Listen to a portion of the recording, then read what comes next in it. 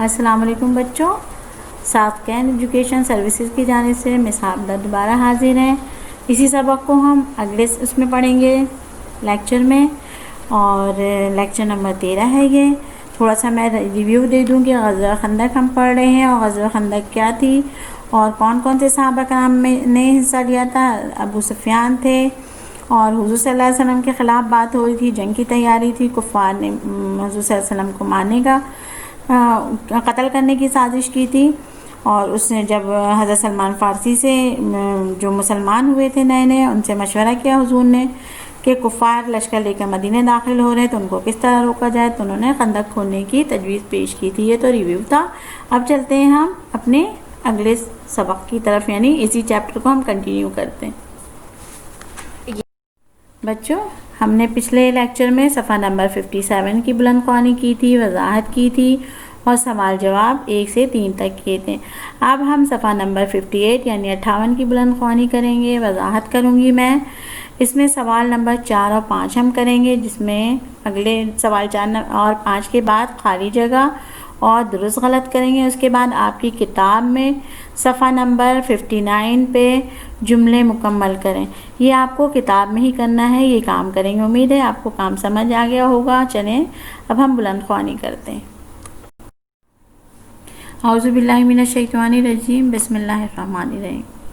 خندق کھودنے کا کام ختم ہی ہوا تھا کہ دشمن کی فوج سر پر آ پہنچی، لیکن اپنے سامنے ایک گہری اور چوڑی خندق دیکھ کر بہت پریشان ہوئی، کیونکہ اس سے پہلے عرب میں خندق کھود کر جنگ نہیں لڑی گئی تھی۔ لہذا مشرکین کی فوج مدینے کا محاصرہ کر کے بیٹھ گئی، جو تقریباً 27 دن جاری رہا۔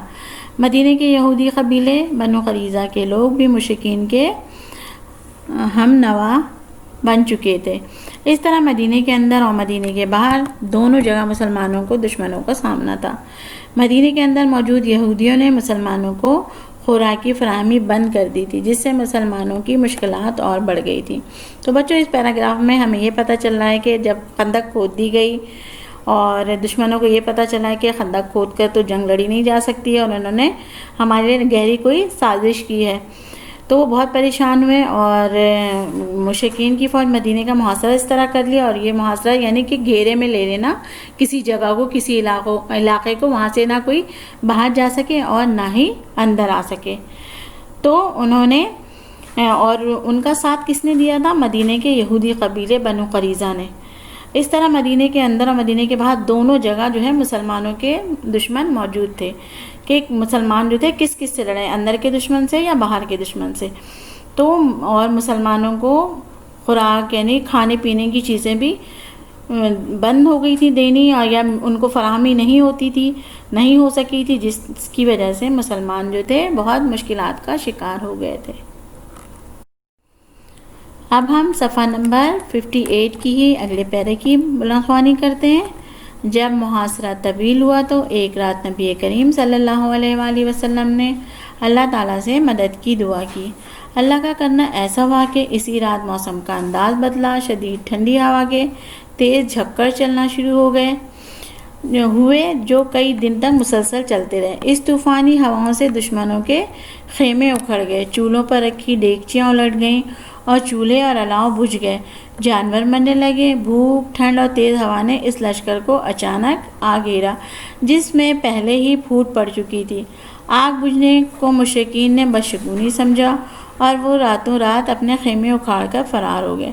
مشرکین کے اس طرح فرار ہونے کو اسلام کی فتح سے تعبیر کیا گیا، اور مشرکین کی لشکر گاہ خالی ہونے کی خبر سن کر حضرت محمد صلی اللہ علیہ وآلہ وسلم نے یہ فرمایا کہ اب کفار قریش ہم پر کبھی حملہ آور نہ ہوں گے۔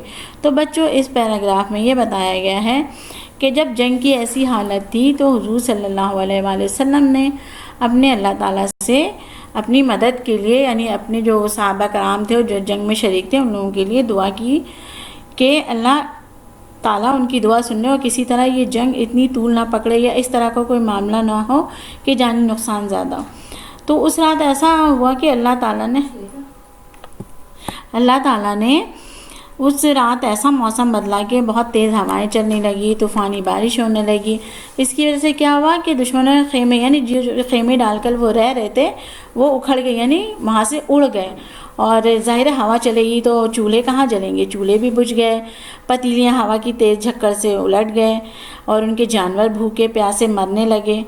تو اس طرح ان کو کیا ہوا کہ ان کی آپس میں ہی لڑائی جھگڑے سے پھوٹ پڑنا، آپس میں ہی نا اتفاقی ہو جانا، اور وہ لوگ جو تھے آگ کے بجھنے کو بدشگون، یعنی وہ سمجھتے تھے کوئی ایسا عمل ہو گیا ہے جس سے اللہ تعالیٰ یعنی ہمارے لیے برائی آ گئی ہے، تو اپنے خیمے راتوں رات نکال کر وہ وہاں سے فرار ہو گئے۔ تو اس اسلام جو مسلمانوں نے سمجھا کہ یہ ہماری فتح ہے، اور یقینی طور پہ یہ مسلمانوں کی فتح تھی۔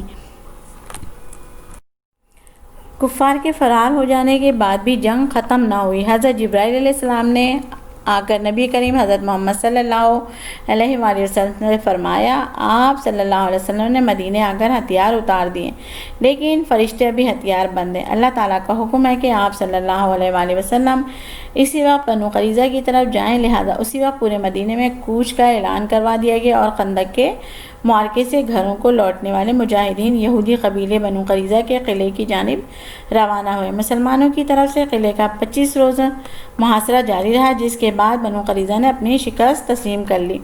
اچھا بچوں، جب کفار بھاگ گئے، فرار ہو گئے، تو مسلمان یہ سمجھے کہ ہم جنگ جیت گئے ہیں اور ختم ہو گئی ہے۔ اس وقت جو ہے اللہ تعالیٰ نے حضرت جبرائیل علیہ السلام کو حضرت نبی کریم صلی اللہ علیہ وآلہ وسلم کے پاس بھیجا، اور انہوں نے آ کر یہ پیغام دیا کہ آپ صلی اللہ علیہ وسلم سمجھتے ہیں کہ ہم نے جنگ ختم کر لی اور ہم نے ہتھیار اتار دیے، لیکن فرشتے جو اللہ تعالیٰ نے فرشتے جنگ کے لیے مقرر کیے، جو اللہ تعالیٰ نے مدد فرمائی ہے، وہ ابھی تک ہتھیار سے لیس ہیں، ہتھیار بندے ہتھیار سے لیس ہیں۔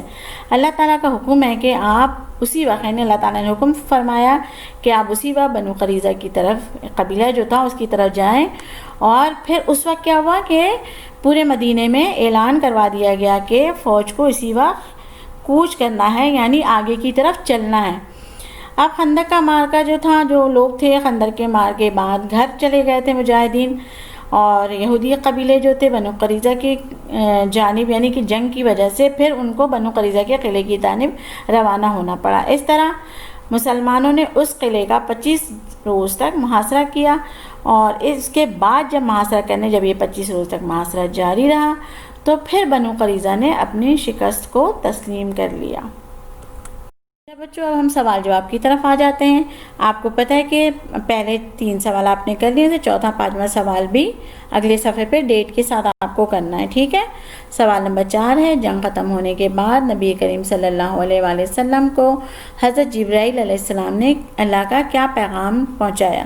جواب ہے، حضرت جبرائیل علیہ السلام نے نبی کریم سے فرمایا، آپ صلی اللہ علیہ وآلہ وسلم نے مدینے آ کر ہتھیار اتار دیے، لیکن فرشتے ابھی ہتھیار بند ہیں۔ اللہ کا حکم ہے کہ آپ صلی اللہ علیہ وسلم اسی وقت بنو قریظہ کی طرف جائیں۔ سوال نمبر 5 کی طرف آتے ہیں، غزوہ خندق میں مسلمانوں کو فتح کس طرح حاصل ہوئی؟ جواب ہے، نبی کریم صلی اللہ علیہ وآلہ وسلم نے اللہ تعالیٰ سے مدد کی دعا کی۔ اس رات موسم کا انداز ایسا بدلا اور طوفانی ہواؤں سے دشمنوں کے خیمے اکھڑ گئے، جانور مرنے لگے، بھوک، ٹھنڈ اور تیز ہوا نے دشمنوں کے قدم اکھاڑ دیے اور وہ فرار ہو گئے۔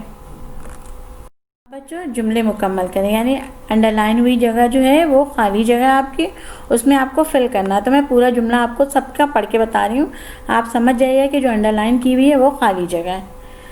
نمبر 1، حضور صلی اللہ علیہ وسلم خود بہت سے صحابہ کرام رضی اللہ تعالیٰ عنہ کے ساتھ خندق کی کھدائی میں لگ گئے۔ خالی جگہ میں حضور صلی اللہ علیہ وآلہ وسلم لکھنا ہے۔ نمبر 2، مشرکین کی فوج نے مدینے کا تقریباً 27 دن کا محاصرہ کیے رکھا۔ 27 جو ہے وہ خالی جگہ ہے، ٹھیک ہے۔ نمبر 3 ہے، مسلمانوں کی طرف سے یہودیوں کے قلعے کا محاصرہ 25 روز جاری رہا۔ 25 یعنی 25 جو ہے وہ انڈر لائن کریں گے آپ، خالی جگہ ہے وہ۔ نمبر 4، بنو قریظہ نے اپنی شکست تسلیم کر لی، شکست خالی جگہ ہے۔ نمبر 5، حضور صلی اللہ علیہ وسلم نے فرمایا کہ اب کفار قریش ہم پر کبھی حملہ آور نہ ہوں گے۔ کفار قریش خالی جگہ ہے آپ کی۔ اب درست غلط کی طرف آ جاتے ہیں۔ نمبر 1، مسلمانوں نے دن رات کام کر کے خندق کھودی، صحیح۔ نمبر 2، حضرت عثمان رضی اللہ تعالیٰ عنہ نے خندق کھودنے کا مشورہ دیا، غلط۔ نمبر 3، قریش کا سردار ابو سفیان تھا، صحیح۔ نمبر 4، کفار کے فرار کے بعد جنگ ختم ہو گئی، صحیح۔ نمبر 5، شدید ہواؤں کے جھکڑ کئی روز تک چلتے رہے، صحیح۔ بچوں آج ہمارا سبق یہاں پہ ختم ہوا۔ اس سبق میں ہم نے آپ کو جو آخری لیکچر تھا اس میں بلند خوانی کی سوال و جواب، سوال نمبر 4 اور 5 کی ہم نے درست غلط، اور صفحہ نمبر 59 پر جملے مکمل کریں، جسے آپ کو کتاب میں ہی کرنا ہے۔ امید ہے آپ کو سارا کام سمجھ آ گیا ہوگا۔ ترتیب سے اسی طرح کام کیجیے گا۔ اپنا بہت بہت خیال رکھیے گا۔ اب اجازت چاہتی ہوں، اللہ حافظ۔